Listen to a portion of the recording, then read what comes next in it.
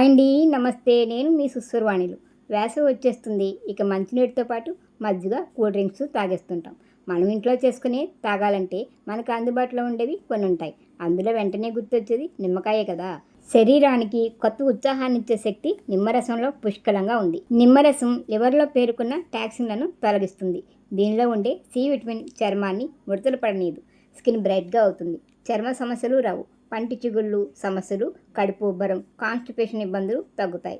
Immunity power పెరుగుతుంది. నిమ్మరసం జ్వరం, దగ్గు, జలుబు త్వరగా తగ్గిస్తుంది. జీర్ణశక్తి మెరుగవుతుంది. మెటబాలిజం పెరుగుతుంది. శరీరంలోని బ్యాడ్ కొలెస్ట్రాల్ని కరిగిస్తుంది. కీళ్ళ నొప్పుల్ని, గౌటు వ్యాధిని నిరోధించగలుగుతుంది.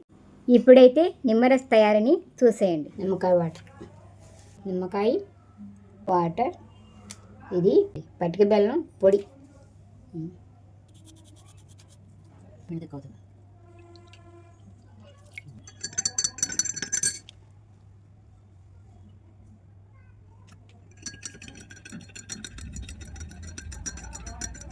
ఇది బాగా చలవ చేస్తుంది. ఈ ఎండాకాలం చాలా ఉపయోగం.